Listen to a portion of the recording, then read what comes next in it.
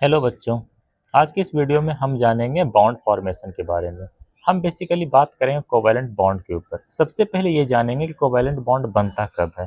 ध्यान रखें, दो नॉन मेटल के बीच हमेशा कोवैलेंट बॉन्ड बनता है। इसके बाद ये जानेंगे कि आखिर कैसे बनता है, तो बाय शेयरिंग ऑफ इलेक्ट्रॉन से बनता है। अगर कहीं पे शेयरिंग ऑफ इलेक्ट्रॉन होगा तो बनने वाला बॉन्ड हमेशा कोवैलेंट बॉन्ड होगा।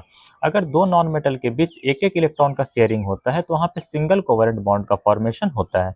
अगर आप सिंगल कोवैलेंट बॉन्ड के बॉन्ड लेंथ की बात करेंगे तो 1.54 एंगस्ट्रॉम होता है। ठीक उसी प्रकार अगर दो एटम के बीच, दो नॉन मेटल के बीच दो दो इलेक्ट्रॉन का शेयरिंग होता है तो वहाँ पे डबल कोवैलेंट बॉन्ड का फॉर्मेशन होगा। डबल कोवैलेंट बॉन्ड का जो बॉन्ड लेंथ होता है वो 1.34 एंगस्ट्रॉम होता है। ठीक इसी प्रकार अगर तीन तीन इलेक्ट्रॉन का शेयरिंग हो जाए तो वहाँ पे ट्रिपल कोवैलेंट बॉन्ड का फॉर्मेशन होगा। और अगर आप इसका बॉन्ड लेंथ की बात करेंगे तो 1.20 एंगस्ट्रॉम होता है। ध्यान रखें, जो आपका बॉन्ड स्ट्रेंथ होता है वो बॉन्ड लेंथ के साथ इन्वर्सली प्रोपोर्शनल होता है। मतलब जो बॉन्ड जितना लंबा होगा वो उतना ही वीक होगा और जो बॉन्ड जितना छोटा होगा वो उतना ही स्ट्रांग होगा। तो ध्यान रखें, सबसे छोटा बॉन्ड कौन सा होता है? ट्रिपल कोवैलेंट बॉन्ड होता है, इसलिए वो सबसे स्ट्रांग होता है।